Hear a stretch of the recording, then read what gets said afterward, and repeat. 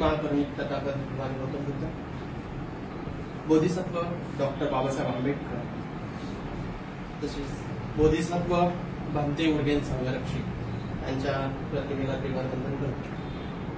आजच्या कार्यक्रमाचे प्रवचनकार आदरणीय धर्मचारी सत्यकुमार, आदरणीय धर्मचारी जिनरत्न, आदरणीय धर्मचारी नंदराजा आणि आदरणीय धर्ममित्र बंधू आणि भगिनी, आज मी ते मनोगत व्यक्त करायला उभा तर आहो, पण मी खूप बोललेलं आहे कुठे स्टेजवरती किंवा एवढ्या लोकांमध्ये. तर त्याआधीच मी जेवढं काही म्हणजे तयारी केली त्यातल्या अर्ध्यापेक्षा जास्त मी विसरलेलो आहो. तर काही जर शब्दांमध्ये मागे पुढे झालं तर तुम्ही मला समजून घ्या, एवढीच अपेक्षा करतो. मी माझ्या या मनोगताची सुरुवात जेव्हा मी पहिल्यांदा फोटोच्या स्वरूपात बंदेंना बघितलं तेव्हापासून करणार आहोत. जवळपास 1994 मध्ये मी त्यांचा फोटो बघितला आणि तो ही पूजास्थानामध्ये वरती बुद्ध मध्ये बाबासाहेब आणि खालच्या दिशेला बंतेंचा फोटो होता. मला त्यांच्याबद्दल काही माहिती नव्हतं, पण मी एक स्टुडंट म्हणून जेव्हा मी बहुजनिता वसतिगृहामध्ये गेलो आणि तिथे मी ही प्रतिमा बघितलेली होती. हळूहळू माझं शिक्षण 5व्या वर्गापासून 10व्या वर्गापर्यंत जेव्हा ते सुरू होतं तेव्हा आम्हाला तिथे म्हणजे बाकीचे प्रोग्राम नव्हते किंवा ध्यानात काय याबद्दल एवढं सांगितलं जात नव्हतं, पण जाहीर प्रोग्राम मध्ये मात्र आम्ही बसायचो.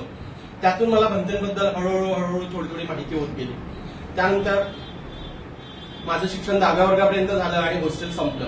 त्याच्यानंतर पुढचं शिक्षण हॉस्टेलला नव्हतं, मग गव्हर्नमेंट हॉस्टेलची म्हणजे सुविधा घेऊन मी तिकडे पुढच्या दिशेने वाटचाल केली. पण तिथे गेल्यानंतर मन काही तिकडे लागत नव्हतं. आठवड्यातून 2 दिवस आम्ही इकडे रेग्युलर यायचं सप्तांग पूजेला, आणि संडेची सप्तांग पूजा असायची आणि सॅटर्डेला एक आमच्या मित्रांचा एक ग्रुप होता. तिथे येऊन आम्ही सगळे लोक आपापलं काय चाललं आहे त्याबद्दल आणि पुढच्या दिशेने कशी वाटचाल करायची याच्याबद्दल आम्ही चर्चेसाठी तिथे यायचो. हा प्रवास परत 3 वर्ष चालला. फर्स्ट इयरला मी बीए ला ऍडमिशन घेतली आणि अजून प्रकृतीने माझ्यावरती आघात केला. मला डायबिटीस झाला. टाईप 1 डायबिटीस झाल्यामुळं घरची परिस्थिती पहिलेच नाजूक होती, त्यामुळं औषधी पाण्याला एवढे पैसे काही पुरत नव्हते आणि मी डिपेंड ऑन इन्सुलिन झालो. आणि त्या वर्षीच माझं शिक्षण दिवाळीच्या तेवढ्यात मी कॉलेज सोडून गावात गेलो. गावात गेल्यानंतर प्रत्येक 2 महिन्यानंतर मला हॉस्पिटलाइज व्हावं लागत होतं, कारण औषधावर एवढं किंवा मला इन्सुलिन घेणं जमत नसेल, या त्यावेळेच्या त्या अडचणी होत्या. असं होऊन माझे 2 ते 2.5 वर्ष त्याच्यामध्ये गेले. आणि एक दिवस आमच्याकडे धम्ममित्र एक ताई होत्या, त्या मरण पावल्या आणि त्यांच्या मरणाची जी बातमी आहे ती सगळीकडे अशी अफवेसारखी फैलली. मला मित्राचा फोन आला की अरे त्या ताई मरण पावल्यात, पाटील ताई तू येऊ शकतोस का? म्हटलं ठीक आहे.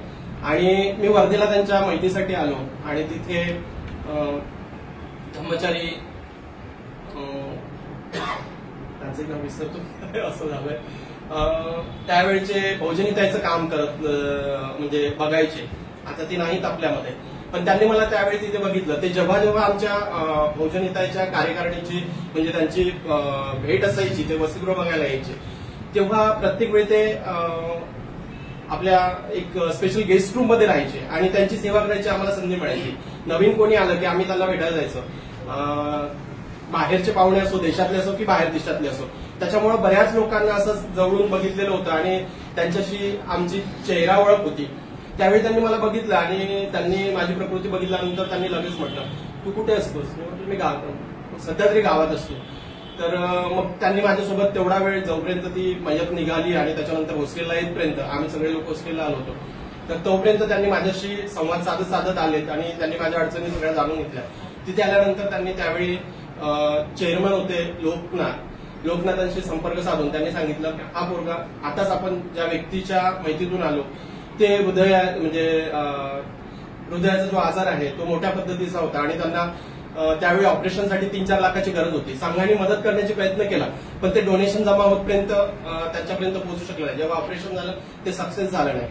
तर या पद्धतीचं ते झालं होतं आणि त्यावेळेस त्यांनी हॉस्टेलला सांगितलं की मी याची तुम्हाला पाहिजे तेवढी 2 ते 3 वर्षाची फीज याची एका वेळी जमा करतो, औषधाचा खर्च मी देतो, पण तुम्ही याला हॉस्टेलला ठेवा आणि पुढचं काय असेल ते आपण बघूया.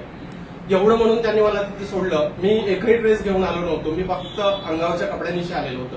त्यावेळी त्यांनी काही मला सरळ सांगितलं, तू घरी फोन कर आणि सांग की मी आता येणार नाही, मी इथेच थांबतो. आणि अशा परिस्थितीत माझं पुन्हा तिथे सुरुवात झाली.